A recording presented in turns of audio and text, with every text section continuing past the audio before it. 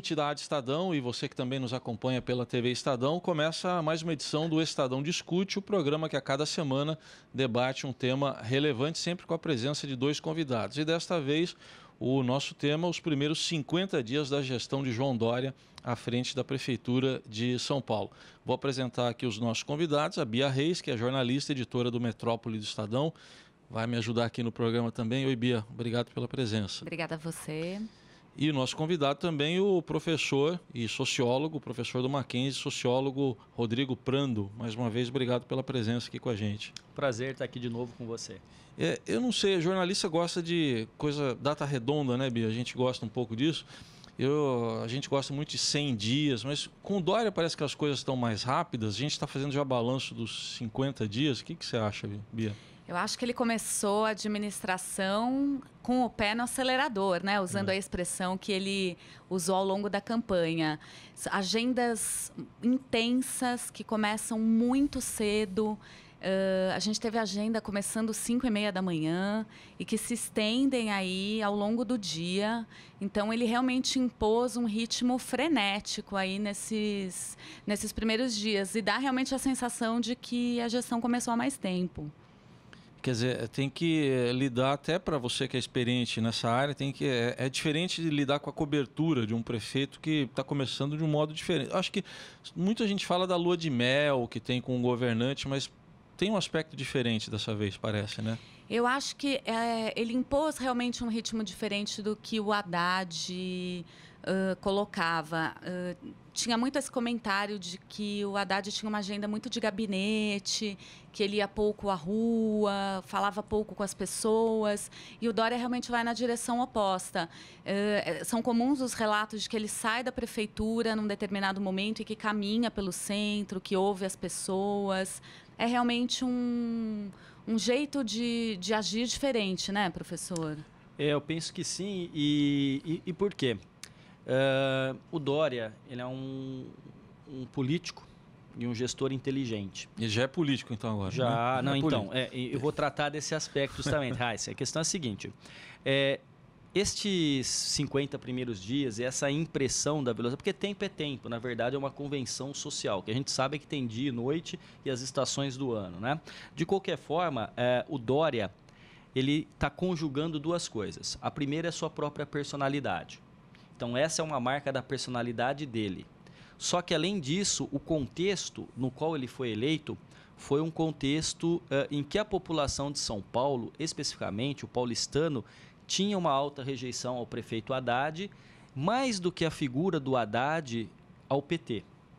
E isso ficou evidente não só em perder a joia da coroa, que foi São Paulo, mas o mapa das prefeituras do Brasil ficou substancialmente alterado com uma derrota enorme do PT. E isso conjugado aí no momento do impeachment da presidente Dilma. Dória captou isso. Então, eu não sei lhe dizer o quanto tem de marqueteiro nisso, mas eu diria que o próprio Dória é um bom marqueteiro, ele sabe fazer. E não estou falando do marqueteiro no sentido pejorativo. Uhum. Ele construiu uma imagem... Aliás, ele é profissional da área também, né? Isso, Raíssa, ele construiu uma imagem e a comunica. E ele, por exemplo, nessa que você falou, Bia... do Haddad, do perfil do Haddad, mais de gabinete, no limite o Haddad ele era um acadêmico, né? É um professor acostumado com sala de aula, acostumado a ter uma plateia que te ouve com atenção e toma nota, ao passo que o político ele tem uma dinâmica diferente. Só que o Dória conseguiu sim dizer essa ideia de que ele não era político, e aí ele capta não só uma insatisfação com o PT, mas no quadro geral no Brasil e no mundo, né, de um certo desprezo pela política, e mostra isso. E aí essa velocidade é o ritmo de alguém que é do mercado, de alguém que está no mundo da empresa, que começa muito cedo, às vezes, claro, para o bem e para o mal, a gente sabe disso. A gente sabe que no Japão as pessoas fazem 5 horas a mais de hora extra e morrem, né, de estafa, de cansaço, estão se suicidando. Mas o Dória tem esse... E eu acho até que ele divulgar que dorme 3 ou 4 horas por noite é uma coisa até de um workaholic. É um trabalhador infatigável. Se talvez lembre-se disso, diz que o Serra também tem um ritmo de trabalho elevadíssimo e que é difícil acompanhar o Serra, a ponto de quando o prefeito ele colocar uma cama ali perto do gabinete, porque ele dormia na prefeitura e de madrugada ele queria fazer a acupuntura para aguentar o dia. Então, assim, nesse sentido, o Dória tem essa velocidade e essa impressão que passa é de que esses 50 dias já são muito mais do que efetivamente são, né? Mas dá para pensar, se fosse no futebol, que seria aquele time lá que começa o jogo lá em cima, marcando, e depois diz que perde o fôlego, né? Dá para se imaginar se ele vai ter esse fôlego aí por mais tempo? O que você acha, Bia? Eu diria o seguinte, quando você começa nessa velocidade, apresentando tantos projetos que são concomitantes, há que se imaginar que em determinado momento um estresse ou uma estafa bata não só nele, como no seu secretariado. Já andaram reclamando aí, né? Justamente. Então, manter este ritmo também pode ser difícil, mas eu diria que ele consegue calcular muito bem, porque recentemente se trouxe os números de sua aprovação e ele já estabeleceu como meta de que ele quer chegar a 50% de bom e ótimo, né? Assim, daqui a pouco a gente vai detalhar isso. Então, assim, ele já está estabelecendo metas, que também é algo do universo empresarial. Imaginar que alguém sai do universo da empresa e que é formado na ciência da administração e que vai tratar a coisa pública como um simples gestor é fantasioso, porque a lógica é diferente. No limite, na empresa, se um funcionário não corresponde, você demite, você desliga. Agora, no universo das organizações públicas, são concursados, são de carreira e a lógica é diferente. O cara fala que faz e não faz. Então, às vezes, muitas vezes é complicado. Então, agora, eu acho que ele está tendo essa noção. Ele impõe um ritmo, mas ele sabe que ali não é uma empresa. Não é uma empresa. Ele tem essa noção. Parece que não, mas ele tem. E a gente teve até algumas situações engraçadas nesse começo de gestão, dele impor horários com maior rigidez, né? A gente teve nos primeiros dias a criação de uma multa para os secretários que se atrasassem 15 minutos para determinada reunião, em determinado evento. Realmente é uma lógica diferente da que a gente está acostumado.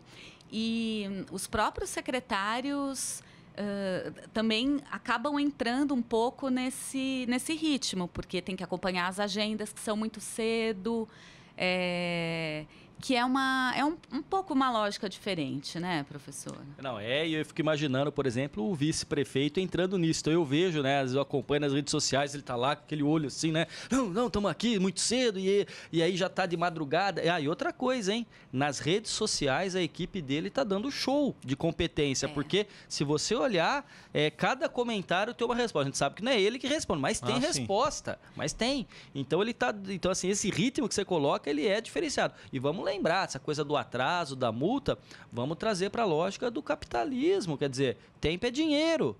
Não à toa que Londres o símbolo é um relógio, né? Um Big Ben. Então, assim, o tempo e aí ele está pensando nisso, né? No fundo, a gente tem ali a noção de eficácia e eficiência, de economizar recursos e maximizar os fins, nesse caso, fins públicos, dinheiro público. Então, ele está captando muito bem o sentimento aí difuso. O professor citou as redes sociais, né, do prefeito. Outra mudança muito visível, muito clara que a gente tem, né? O Haddad, a gente tinha alguns posts realmente relatando do que estava acontecendo, ele compartilhava determinadas matérias, tal. O do Dória é um outro perfil, são vídeos editados numa velocidade muito rápido, realmente eles respondem todos os comentários e mostra realmente o que está acontecendo. Ele ligando para um secretário numa visita de surpresa que ele fez e não ficou satisfeito, cobrando uma resolução. Essa coisa da comunicação é muito forte e as redes sociais estão vibrando, né? Para o bem e para o mal. Para o bem e para o mal. Vira meme também, para quem quiser. Para o bem e para o mal vira meme também, né? Hoje, você imaginar que você estando com um celular e que você consegue ao vivo transmitir via redes sociais, no caso Facebook, é só visualizar ali, é só olhar a quantidade de pessoas visualizando e acompanhando o vídeo, a quantidade de pessoas que estão seguindo. Então eu vejo ali no ambiente universitário dos meus alunos a quantidade deles que estão comentando e que vem com a ideia do acelera. Né, de dar. Isso também não é novo. Isso também não é novo, mas ele conseguiu, como eu disse, pegar um contexto de insatisfação específica com o prefeito anterior e geral, com o Partido dos Trabalhadores, e em cima disso construir o discurso e apresentar a imagem. E eu me lembro muitas vezes, né, que alguém falava assim, você é o candidato dos ricos. Eu falei, não, eu sou um candidato rico, que é diferente. Pode parecer não, mas é diferente.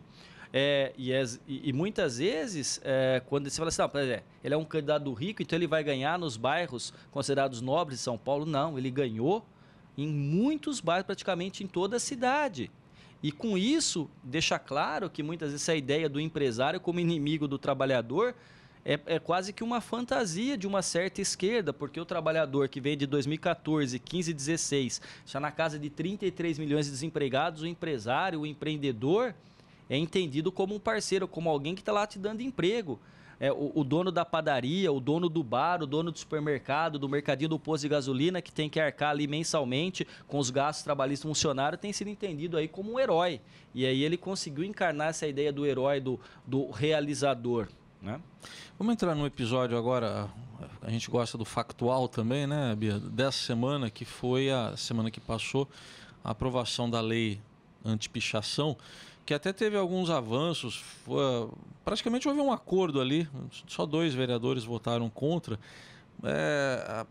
Você encara que essa foi mesmo a prioridade do prefeito Dória ou ela está ganhando mais no noticiário porque dá mais visibilidade mesmo?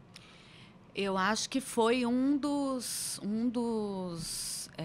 assuntos que ele tomou para si e que realmente ganhou muita visibilidade. Se a gente citar de novo aí a pesquisa do Datafolha, foi o maior percentual de aprovação, foi essa guerra contra a pichação. Apesar de você ter aí alguma confusão entre o que é pichação, o que é grafite, o que é muralismo, né, que tomou também as redes, gerou muita discussão.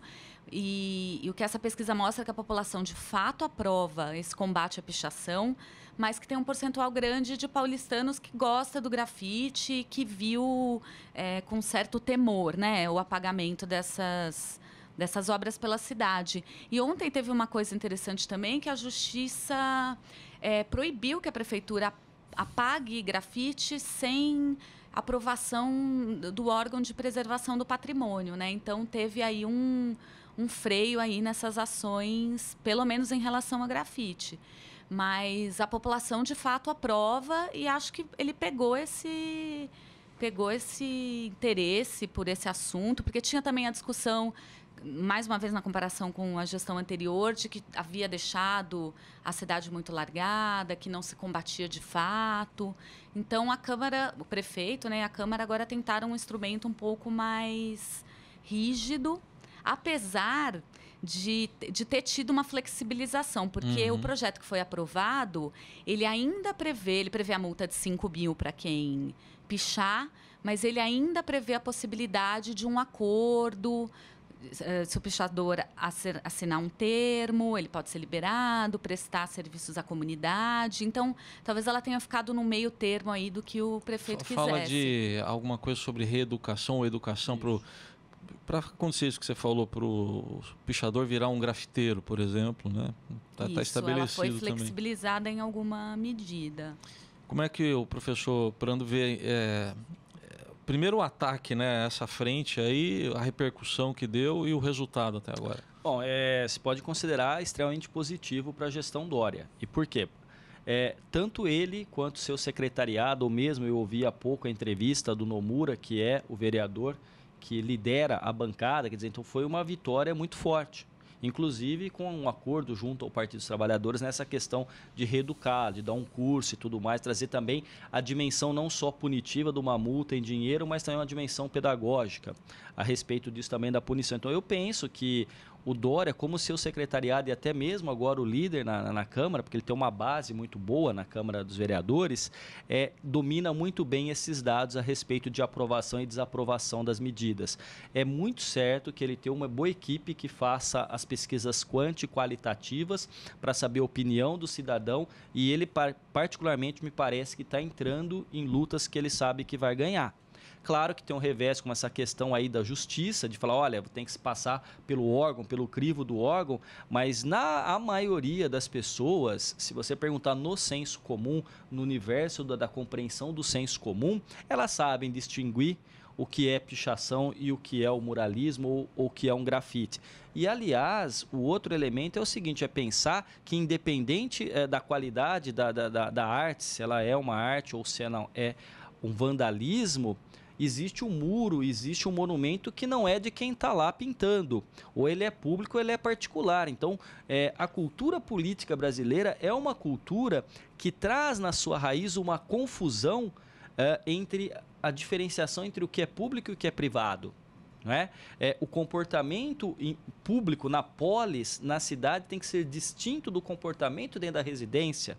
E aí imagina-se o que o líder na Câmara falou assim, será que o pichador picha a sua casa e dos seus amigos, ou ele vai pichar por uma questão de adrenalina, de se manifestar por conta de ser algo que não é seu? Então, há que se ter respeito ao bem público e privado. E aí depois vamos discutir, né, esses elementos que são do campo da estética a respeito do que é ou não. Mas as pessoas têm muitas vezes clara noção do que é uma sujeira, do que é uma pichação. Às vezes eu, em frente ao prédio lá nosso, tem uma pichação no 15º andar. Quer dizer, e é caríssimo, inclusive, você conseguir mobilizar alguém para ir lá no prédio. Está pichado há anos. Porque é caro, às vezes, para um condomínio arcar com a limpeza daquilo lá. E é uma pessoa estrondosa, gigantesca. Então, isso ele capta também, de novo, eu estou usando essa palavra captar, porque eu acho que ele está muito bem antenado com esses anseios da população. E outra coisa, são medidas que não custam tanto.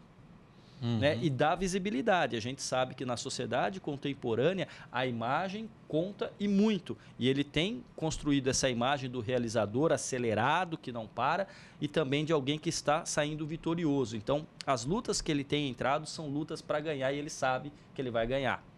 Aliás, a chamada zeladoria, né? Isso que está muito em voga aí nesse início, vamos dizer assim, de mandato do Dória, né? Acho que pela própria cobertura do Estadão a gente vê muito isso também, né, Bia? Ele foi em áreas, principalmente do centro expandido, né? Fazer ações de zeladoria, que inclui tapa-buraco, você cuidar das árvores, você pintar determinada faixa que está mais destruída, essa coisa do cuidado com a cidade mesmo. Mas ele foi também para as regiões de periferia e o que teve aí de grande mobilização e que também viralizou muito foi ele se vestindo, né, de gari, ele se vestindo de um pintor, de um jardineiro, né? Que também ajuda nessa construção da imagem, né? As pesquisas, mais uma vez, mostram que ele é visto como uma pessoa humilde, né? Que ele anda de cadeira de roda, ele tenta se colocar no lugar do outro, né? Mais uma vez, essa coisa da construção da marca e que vem sendo aprovado, né? E que é engraçado que as matérias que a gente coloca em relação ao prefeito vestido com uniformes e tal, você tem as pessoas que são favoráveis e que gostam do prefeito veem com muito bons olhos. E as pessoas que não gostam criticam bravamente. Então, assim, a mesma matéria com uma descrição e que você acaba mobilizando... Quem não gosta sugere fantasias, né? Tratam como fantasias. Ficam perguntando o que mais que falta, quer dizer, acabou polarizando isso, essa questão do uniforme, né? Que vai ter bloco de carnaval, né? Eu vou de Dória. Não, e teve uma brincadeira numa desses sites que trabalham aí com sátira, dizendo que ele chegou de terno e gravata e ele não foi reconhecido na prefeitura, né? Por conta dizendo, será que agora ele veio de prefeito? E aí ninguém falou, quem é esse que está entrando aí, né? E tudo mais. Então, assim, mas acontece, veja... Quem vai condenar, eu acho interessante que no Brasil houve um descolamento muito evidente entre o discurso e a prática política. Durante anos, nós nos acostumamos a crer que um certo partido monopolizava a ética e as virtudes e todos os outros estavam equivocados e errados. E aí você vai ver que esse partido tem dificuldades hoje de comunicar porque perdeu particularmente como comunicar essa marca. Eu fiz já um estudo faz um tempinho com outros colegas da Universidade Mackenzie sobre a construção de marca e a comunicação da marca e nós pegamos dois exemplos, o Lula e o Fernando Henrique.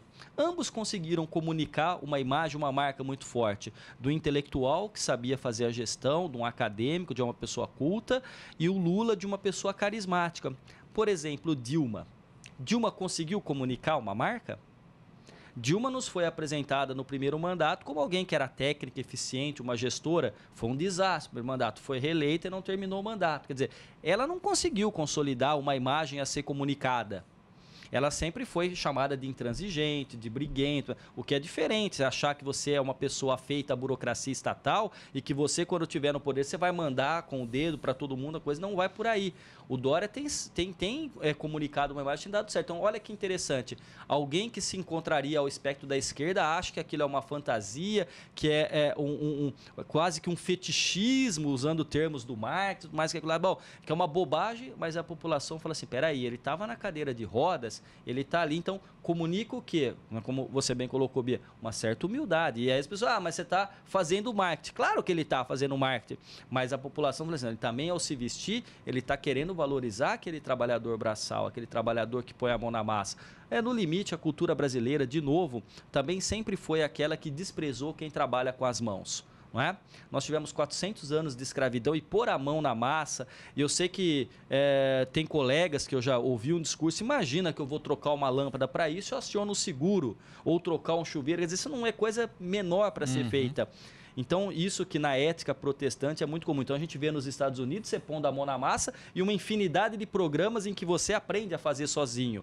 Então, eu brinco muito que às vezes os jovens vão para os Estados Unidos fritar hambúrguer e lavar a privada lá numa rede de fast food, ele volta com o currículo e fala assim, eu fui management. Mas aqui em casa, no Brasil, sequer arruma o quarto ou uma gaveta. Então, às vezes, o Dória também está pegando um aspecto de valorizar quem põe a mão na massa e trabalha. É um dado muito mais profundo do que simplesmente uma roupa de gari ou de pintor. Ele está mexendo com outras coisas. A gente está aqui no Estadão Discute com a Bia Reis, que é jornalista e editora do Metrópole do Estadão, e também com o Rodrigo Prando, sociólogo, professor da Universidade Mackenzie. O Bia, até o Metrópole mesmo fez uma reportagem, né, sobre os slogans, né? Parece que para tudo tem um slogan ou um título, né? Por exemplo, a gente vai falar daqui a pouco do Corujão da Saúde, a Cidade Linda. Isso aí ajuda a fixar, você acha, na memória? Pega? Eu acho que ajuda. E isso é uma coisa que a gente vê em todas as gestões, né? Mudou a gestão, às vezes o programa é o mesmo, mas muda. A Marta era a Operação Belezura. Belezura, isso. E o curioso é que tem, para alguns programas, o Dória chegou a criar mais de um slogan. Nessa coisa também desse ritmo acelerado de você ir vendendo os programas. Mas eu acho que ajuda as pessoas a fixarem em determinado programa, e ele tem adotado essa medida. Eu não sei se as pessoas, talvez os mais comuns, as pessoas consigam de fato associar. Eu tenho um pouco essa impressão, professor. Não sei se, diante dessa diversidade de slogans que ele propõe, se tudo é relacionado. Mas, pelo menos, Corujão da Saúde, Cidade Linda, Marginal Segura, outro muito forte, né? Vamos pensar, eu não sou um especialista em marketing, mas tenho estudado essa questão da comunicação, sobretudo, e o discurso político. Olha só, Operação Belezura.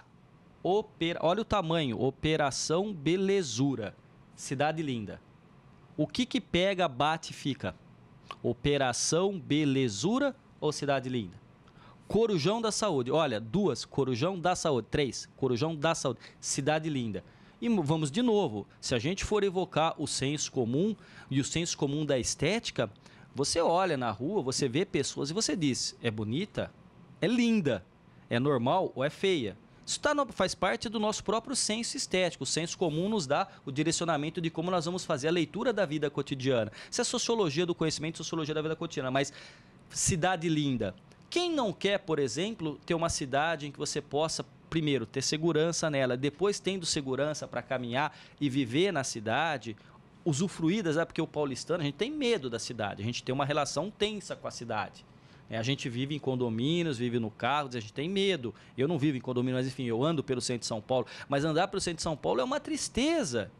Eu me lembro que quando eu estive numa estadia rápida em Salamanca para fazer uma conferência na universidade, eu achei estranho porque eu pedi uma taça de espumante na Praça Maior de Salamanca e se você tomar o espumante de pé, ele custa tanto em euros. Se você sentar dentro ou ficar no balcão, ele vai custar um pouquinho diferente. Se você sentar lá fora, ele custa mais caro. Eu falei, mas por que o mesmo espumante? Não, porque sentado aqui você está olhando essa vista linda da praça. E aí a gente tem que pagar para a Prefeitura de Salamanca uma taxa para colocar a cadeira na calçada e poder olhar, tomar espumante olhando essa vista da universidade de 800 anos. Isso tem um custo e tudo mais.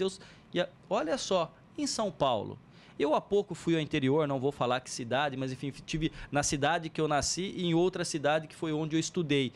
Eu cheguei na minha cidade depressivo, porque a cidade está abandonada, está um lixo pelas ruas esburacadas, não tem um quarteirão que você não caia com o carro 3, 4 vezes no buraco. E aí eu fui ver outra cidade, justamente essa coisa da zeladoria, as calçadas, os passeios conservados. Então isso mexe, impacta também. E aí fala, pera um pouquinho, isso é bonito, isso é lindo, fixa sim. Então, como eu estou dizendo, ele está muito bem assessorado e ele também sabe fazer o seu próprio marketing, comunicar essa sua imagem. Bom, esses são nomes realmente que acabam fixando. Você pega, por exemplo, esse que a Bia falou, Marginal Segura, veio atrás de uma medida que foi aumentar a velocidade nas marginais, que gerou, ainda gera, né, uma polêmica danada. Está todo mundo esperando os números saírem para ver. Aliás, houve uma polêmica também quanto aos números, né, Bia? Da gestão passada e dessa foram até retirados lá do site da CET, né?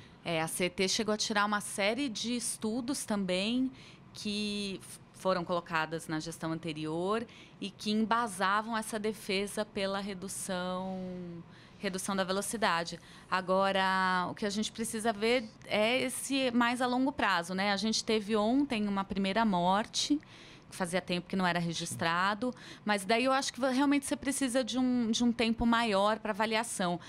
As pessoas apoiam, em sua grande maioria, e apoiam principalmente os que andam de carro, né? Quem anda de ônibus tem um pouco mais de resistência, mas foi promessa de campanha e que ele, logo de início, também tentou cumprir, assim como o Corujão, né, da Saúde, que é a redução de filas para exames, prometeu em 3 meses que vai zerar a fila, também foi uma das primeiras medidas.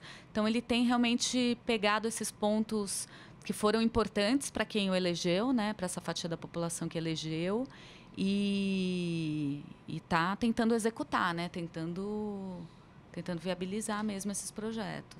O prefeito tem anunciado muitas parcerias, né, Bia? A gente tem noticiado, acho que quase que diariamente, parcerias com empresas. Aí surgem dúvidas que acho que até são pertinentes. Será que vão querer alguma coisa em troca disso que estão doando? Isso tem sido uma marca forte até agora, né, dessa gestão. Também, ele tem utilizado esse trâmite, essa circulação, né, que ele já tem junto aos empresários para pedir doações. Ele próprio diz que liguei para o fulano de tal e pedi. Então, ele anunciou medicamento, carro para o programa Marginal Seguro, os banheiros com ar-condicionado, né, que foram bastante divulgados. O que eu queria perguntar para o professor é o seguinte... até que ponto isso, de fato, quanto isso beneficia a cidade e quanto isso beneficia os empresários? Se a gente pensar numa doação de 10 carros para a Marginal, quanto isso, de fato, impacta positivamente na cidade ou beneficia mais esses empresários? Olha só, se você for fazer uma análise desse tipo de questão, assim... Se você doa 10 carros com giroflex na Marginal de uma marca de caminhonetes importada, no limite, quase todo paulistano que passa na Marginal vai estar vendo aquela marca ligada àquele carro, como, por exemplo, o carro da Fórmula 1 que sai na frente. Você sabe qual é a marca, você sabe que carro é. Então, assim, vamos assim, não há ingenuidade nisso. Ninguém doa ou dá alguma coisa sem pensar em algo. Até eu ou você, quando fazemos algo de bom, no fundo você quer se sentir bem por isso e tudo mais, ou por valores religiosos, há sempre no limite, intrínseco ao ser humano, essa necessidade aí de se sentir recompensado. Claro, a gente tem que ver até que ponto as doações ou a relação tem um caráter republicano. Não é? Então, o fato de você doar carro, de você doar banheiro, se houver uma licitação, ela vai ganhar essa licitação, ela é aberta, é um pregão público. Esse tema das parcerias público-privadas ou das privatizações, elas também não são novas, né? Vamos lembrar o quanto foi massacrado o governo Fernando Henrique Cardoso por conta das privatizações, não é? O quanto foi atacado, quanto houve intrigas construídas a respeito, por exemplo, da privatização da Vale do Rio Doce, que depois virou Vale, não é? E aí o que ela se tornou enquanto uma empresa que saiu das mãos do Estado. Então, parcerias, no fundo, se a gente for olhar, a gente tem cursos de gestão de organizações do terceiro setor, que são organizações que são privadas, mas não são voltadas à geração e distribuição de lucro. Elas são públicas, mas elas não são estatais. Então, aí você tem ali este universo de muitas organizações que podem sim estabelecer parceria. O que se tem que pensar é o seguinte, o resultado disso é republicano, está dentro das regras da legalidade, está vendo o tráfico de influência, está vendo o favorecimento de companheiros, porque muitas vezes aqueles, de novo eu falo, há um descolamento no Brasil entre a prática e a realidade política, porque quem tinha essa prática contrária à privatização, contrária às concessões, quando esteve no poder ou no governo, fez o que é de mais escuso e pior, muito pior, porque ali levou dinheiro, está ganhando dinheiro ou ganhou. Então, assim, a partir do momento que há uma coisa essencial à democracia, que é a transparência, deixar claro, é óbvio que uma empresa doa e ela quer, evidentemente, que a sua marca seja lembrada, ela depende disso. A gente sabe, lá desde o bom e velho Marx, que a sociedade capitalista é uma coleção de mercadorias, tem que vender. E aí as empresas têm hoje setores de responsabilidade social, setores ligados à ideia de sustentabilidade diz respeito à sustentabilidade econômica, ambiental, mas também social. Então tem esta casa que eu estou falando aqui, tem suas linhas de responsabilidade social, as grandes empresas têm. Então assim, o Dória, como você bem colocou, ele transita. Ele sabe disso e ele pode sim pegar o telefone e ligar. Como eu digo, sempre tem que ver o princípio republicano e da transparência. E eu imagino, até pelo fato dele estar sempre com o celular mostrando isso, as pessoas também estarão acompanhando e elas vão estar cobrando e vão estar em cima. E me parece que o Brasil chegou num patamar em que, por conta de redes sociais e do tempo imediato das ações, elas podem evidentemente serem cobradas também em tempo real. E aí o cidadão hoje, munido de um celular, também fiscaliza o poder público.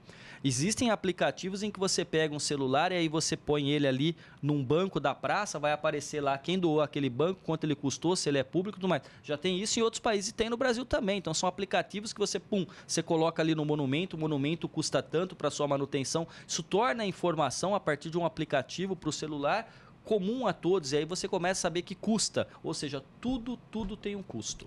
Essa questão de privatização, não sei se o Prando concorda, mas eu me lembrei aqui de 2006, né, na campanha, que teve a famosa cena do Geraldo Alckmin, então candidato, né, à presidência, que usou aquele colete, né, com aqueles logos todos, Banco do Brasil, Petrobras, porque ele era acusado de, vai privatizar tudo. As pessoas mudaram nesses 10, 11 anos, será que elas estão... Hoje parece que elas estão mais tolerantes a isso do que foram em 2006? Estão mais bem informadas, e como eu digo, e por que elas estão mais bem informadas, Raíssa? Porque quem discursava contra as privatizações, quando chegou no poder, as fez dizendo que eram concessões ou não conseguiu fazer bem feito. Privatização, e eu já disse isso em outra oportunidade, não é nem um bem em si, nem um mal, ela tem que ser avaliada. A grande pergunta é quanto custa, por exemplo, a manutenção do Autódromo de Interlagos? Talvez vocês que são jornalistas devam ter ido ao Autódromo de Interlagos. Eu nunca assisti uma corrida de Fórmula 1. O Pacaembu é perto da minha casa, eu posso ir a pé lá, mas quando eu vou assistir um jogo no Pacaembu, eu pago. Não é? Quanto custa o IMB para os cofres públicos? Então, você tem que avaliar caso a caso, ver assim, é patrimônio? É patrimônio da cidade? A cidade, em termos abstratos, o morador lá dos recônditos da periferia vem frequentar Interlagos no dia da Fórmula 1 ou vai ao Pacaembu? Ou será que esse dinheiro não poderia ser investido, inclusive pensando na descentralização, em desconcentrar a cultura e os aparelhos culturais que muitas vezes estão no centro da cidade? As áreas também que estão distantes do centro merecem e têm que ter espaços para ter cultura, para ter arte. Então, assim, a privatização nem é um bem nem um mal. Então, eu acho que nesse sentido, respondendo sim, as pessoas hoje, não sei se mais tolerantes, mas elas estão mais bem informadas, entender que, no limite, o dinheiro que é público, o Estado não produz dinheiro.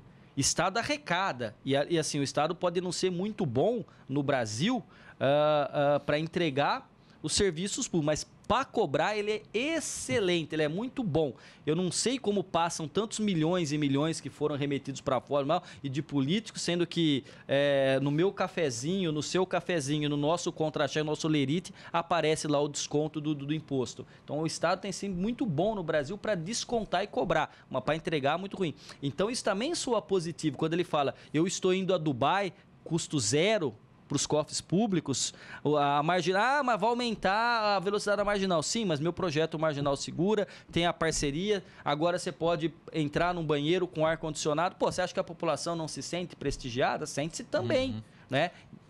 Agora, nesse sentido, Bia, já é a primeira viagem, né, agora, do prefeito lá para o Oriente Médio, tentativa aí de vender, vamos dizer assim, né, esses patrimônios, privatizar, já vai ser um teste que dá para medir, logo, logo vai dar para medir se haverá interesse ou não, no caso aí dos árabes com quem ele está negociando. O prefeito disse ontem que ele apresentou, né, esse pacote de 55 espaços e serviços a serem ou privatizados, concedidos, ou por meio de PPP também, e que a expectativa, ele disse que teve um grande interesse, que a expectativa é que nos próximos meses, agora delegações árabes voltem para São Paulo para conhecer em loco esses locais e para, enfim, começar a costurar aí esses processos de privatização ou concessão. Vamos ver como eles vão ser feitos, né, professor? Acho que essa é um pouco a discussão, né? O quanto pode ser, de fato, vantajoso para a cidade, quais são os termos, né? Nas relações internacionais, Bia, quando você, por exemplo, tem um encontro de dois estadistas, ali você não discute nada, já foi tudo discutido e todo mundo sabe o que vai estar lá no papel, eles vão assinar ali uma coisa pro forma e vão sorrir para a foto.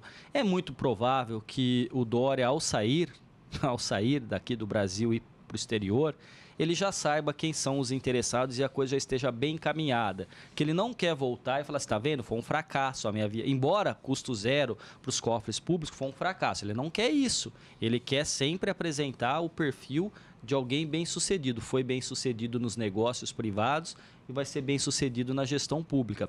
Então, assim, claro, a gente vai ver se há interesse. Agora, é óbvio que ninguém vai querer algo que validava. Veja, os resultados estão aí. Olha os resultados da Copa do Mundo, do chamado legado. Mas que legado? É o largado. Largado. Alguns são largados, né? Tá lá. Olha o custo. Quer dizer, imagina um palco do futebol mundial, que é o Maracanã. Tem uma árvore lá nascendo. Uma árvore nascendo, lâmpada roubada, televisão roubada, o custo disso. Quer dizer, olha o estado do Rio de Janeiro quebrado, né? Quebrado, arrebentado, né? A situação do funcionalismo público. Então, é claro, a gente tem que dar um pouquinho mais de tempo para avaliar isso. E ele vai ser avaliado não pelas primeiras medidas, mas pelo conjunto da obra. Agora, convenhamos, ele está sabendo comunicar bem as primeiras ações. Eu não sei se vocês concordam, mas muito do que, na minha avaliação, eu vi, vamos dizer se dá para estabelecer dessa forma, uma espécie de ousadia calculada, né? Mas tem uma que eu acho que ele avançou um pouquinho mais na pretensão, aí ele vai ter que realmente ver se vai ser possível cumprir. A Cracolândia, que ele falou que vai mudar ali aquele cenário. Vamos lembrar que o prefeito Kassab, na época, achou que mudando o nome, mudou para Nova Luz, e a gente sabe que só foi o nome, né? Novo e mais nada. Vocês acham nesse aspecto aí, nessa promessa sobre a Cracolândia, é um ponto de maior risco para ele, Bia e professor Prando? Eu acho que sim, é um desafio não só de São Paulo, mas de todas as grandes cidades que têm áreas de grande consumo de droga e que circulam muitas pessoas doentes, né, no fim. A gente teve tentativas diversas em vários governos, com estratégias diferentes, de você pagar para eles trabalharem, colocá-los em determinados edifícios próximos. Você já teve ações mais, enfrentamentos mais policiais, né? Você tratar menos da questão social e de saúde, mais como polícia. E até hoje a gente não conseguiu, né? Eu acho que é um desafio. Eu acho que eu concordo com você, Raíssa. Eu acho que talvez seja o maior desafio. E ele também tenta colocar uma velocidade nessa questão, né? Talvez seja um problema para ser tratado mais a médio prazo do que a curto. Aliás, ele falou até nesse semestre ainda, será algo parecido. Falou nesse semestre. Nesse semestre estaria com uma solução ainda. Temos aí mais 4 meses e pouquinho, professor. Não, eu poderia ser sem ideia dizendo que concordo com vocês dois. Tá? Eu concordo, sim.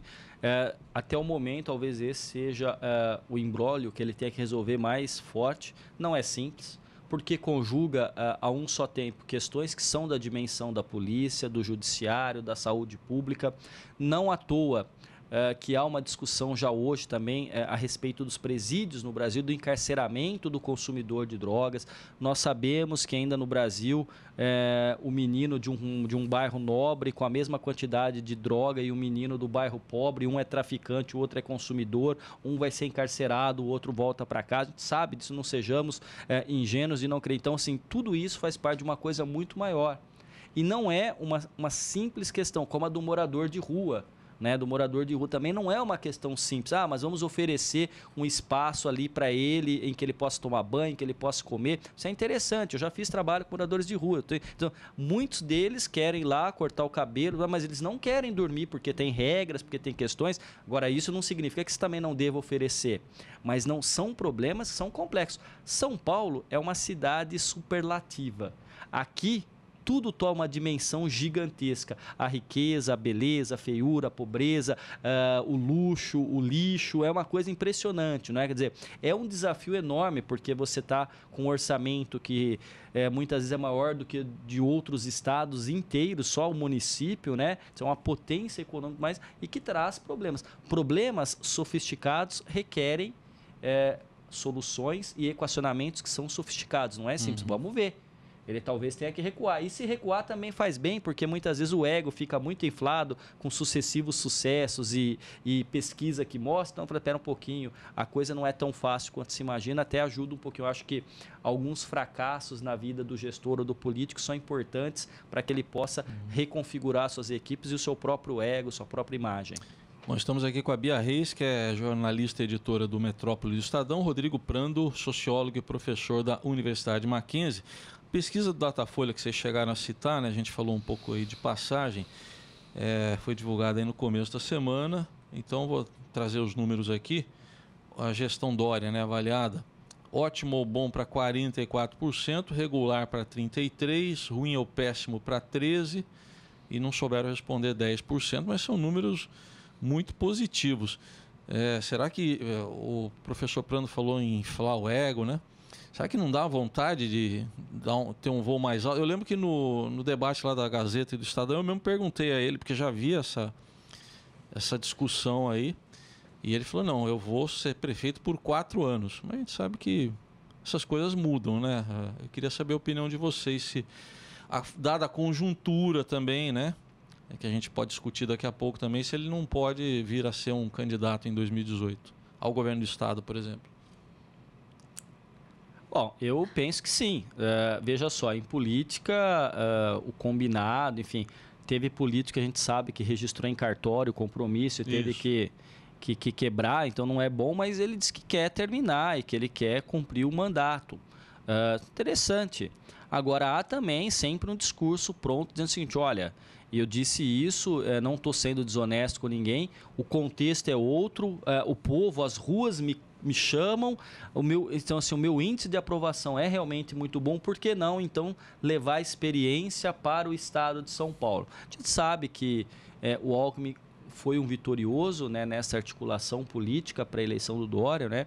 Eu tenho colegas que torcem o nariz para isso, aqueles que fazem a análise da estratégia política dos partidos, que acompanham os partidos, ou mesmo algumas pessoas dentro do PSDB, né, hoje está muito num meme, né? Fulano Raiz, Fulano Nutella, isso. Então, digamos que o PSDB Raiz não gostou muito e o Dória seria o representante de um PSDB Nutella, entre aspas, né? Então, eu acho que isso desagradou, mas sem dúvida que o coloca para se lançar em voos maiores, né?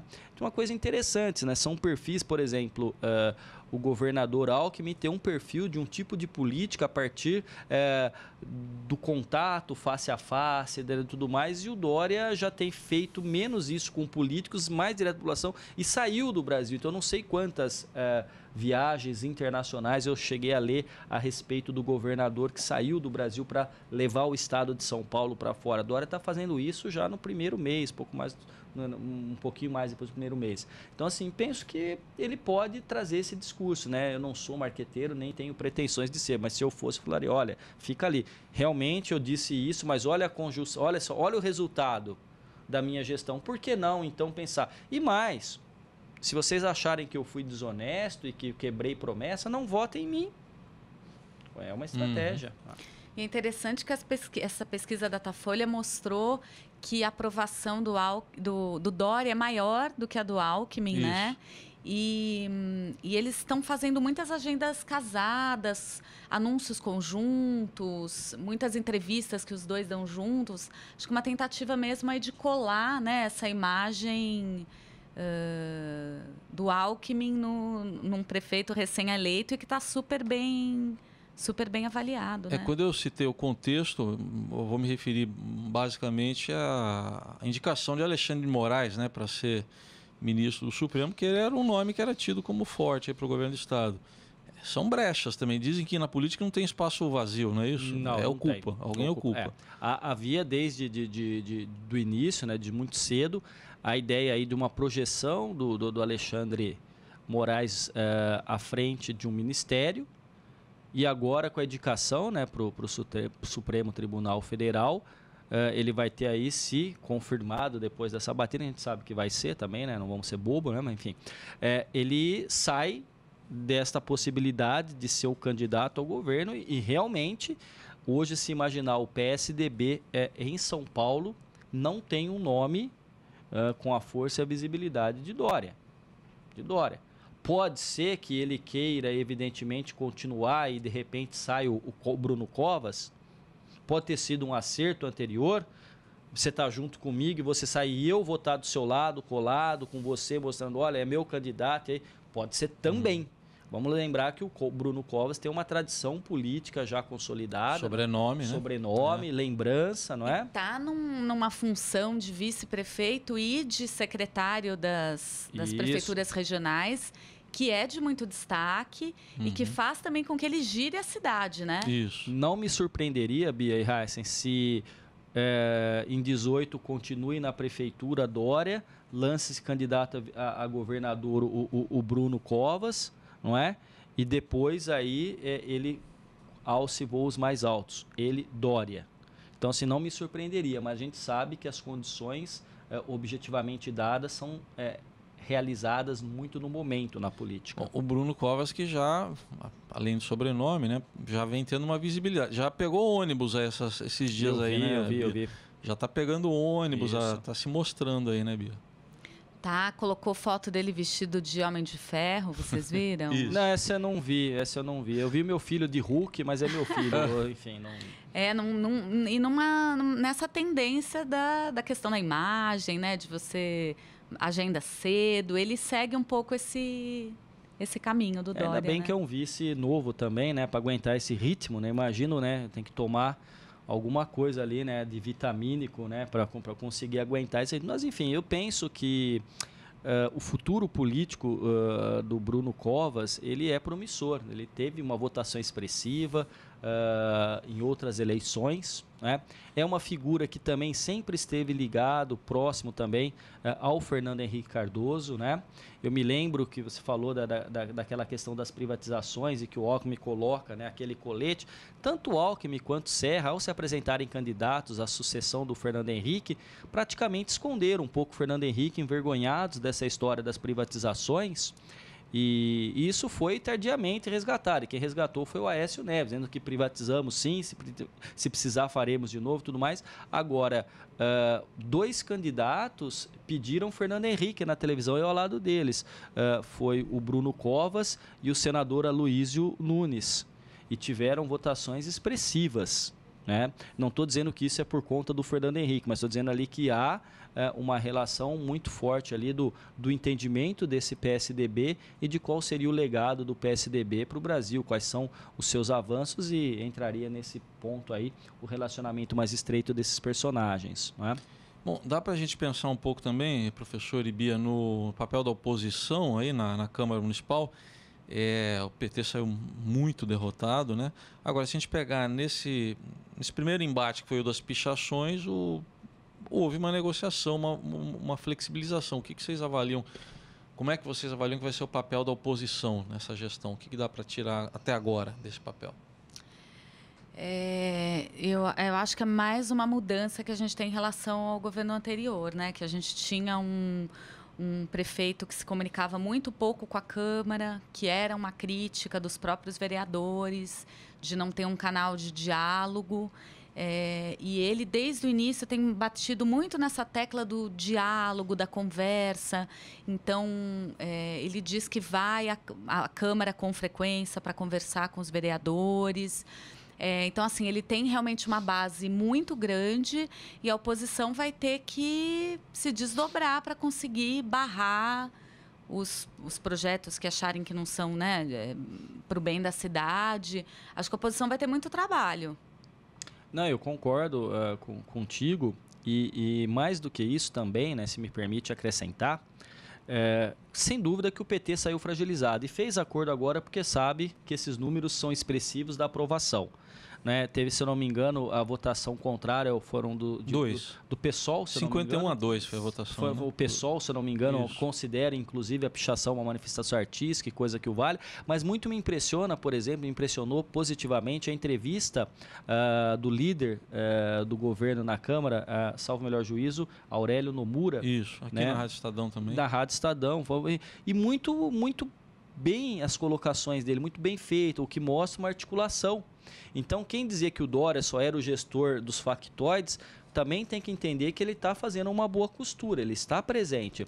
Agora, ainda que a oposição esteja fragilizada, até minguada, né, em certo sentido, hoje a oposição ela não necessariamente se faz só no legislativo.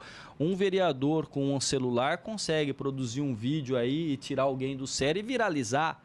Quer dizer, então, a oposição necessariamente não precisa hoje só da questão dos votos. Ela pode perder dentro da casa, no conjunto dos seus pares, que são os vereadores, mas a oposição pode certamente estimular ou levar para as ruas um sentimento, se ela também conseguir captar da sociedade satisfação. Então, não significa necessariamente que, dado a coalizão tão forte que apoia a base do Dória tão forte, que ela vai esmagar a oposição. Ela tem espaço, sobretudo hoje, por meio das redes sociais, desta política que não é apenas e tão somente a representativa por meio das eleições, mas também sido feita nas redes sociais e no diálogo, muitas vezes direto com o cidadão, né? Bom, a gente está chegando já para o finalzinho, só queria umas considerações finais de vocês. Que expectativa que vocês têm daqui para frente? 50 dias aí foram de muito fôlego, né? O que a gente pode esperar daqui para frente na avaliação de vocês da gestão do prefeito Dória? Eu acho que a gente deve ter uma continuidade de um governo acelerado, pelo menos nesses próximos meses, e uma tentativa de tentar resolver em curto prazo algumas coisas que possam ser apresentadas, né? A gente teve aí esse investimento no Corujão da Saúde. A minha curiosidade é a questão da educação, por exemplo, né? Que a gente tem um problema muito sério de creches, né? E que a Prefeitura tem dito que vai fazer essa articulação também com a iniciativa privada para tentar resolver. Acho que é um assunto muito importante para a cidade. E questão de mobilidade, que... a gente teve também um forte investimento na última gestão nos corredores, nas ciclovias, que gerou muita polêmica também, que são questões importantes para a cidade. Eu estou aí na expectativa do que vem na área da educação. A gente teve algumas polêmicas de redução do leve leite, né, para uma redução dessa faixa etária das crianças atendidas, alguns problemas de transporte, de mães se queixando que as crianças foram retiradas desse serviço gratuito de transporte. Mas a minha expectativa é o que vem da gestão Dória para a educação, para o transporte, de questões importantes que nesses primeiros 50 dias ainda não foram muito tratadas. E para o professor Prando? Não, eu sigo a mesma linha de raciocínio da Bia e talvez possamos, quem sabe, voltar a esse programa nos 100 dias ou um pouco mais, né, e ver o que aconteceu e como se ele vai ter. Gostei do seu risco calculado. Eu penso que sim, ele tem risco calculados e no momento ele tem feito coisas que dá maior visibilidade e usa menos recursos. Quando se ataca problemas mais estruturais e que demanda recurso e outro tipo de postura, aí nós vamos ver se testar para além disso. Mas as expectativas, se for para a leitura dele politicamente, são muito boas, as expectativas para o PSDB são muito boas e eu imagino que o cidadão e o eleitor dele tem se mostrado satisfeito até o momento. Vamos ver, como eu disse, ele vai ter fôlego para continuar. Mas eu acho que é por aí, sim. Então vamos ver, lá para frente, que balanço vai ser possível fazer dessa gestão do prefeito Dória. Quero agradecer aqui a Bia Reis, que é a editora do Metrópole do Estadão, o pessoal tendo que acordar mais cedo. O pessoal já acorda cedo lá, mas com o Dória parece que as pautas estão começando mais cedo também, né, Bia? É verdade. Bem mais cedo. E agradeço aqui ao professor Rodrigo Prando, sociólogo e professor da Universidade Mackenzie. Até uma próxima. Prazer estar aqui com vocês, Bia Heisen, e os ouvintes e os internautas que acompanham pela TV Estadão. Obrigado. Obrigada pelo Tchau, convite. Bia. Até a próxima. Até mais. Bom, com isso a gente encerra o Estadão Discute de hoje, que teve como tema os 50 primeiros dias da gestão de João Dória à frente da Prefeitura de São Paulo. Agradeço a sua atenção na Rádio Estadão e também na TV Estadão. E fica o convite, semana que vem, um novo tema. Até lá, então.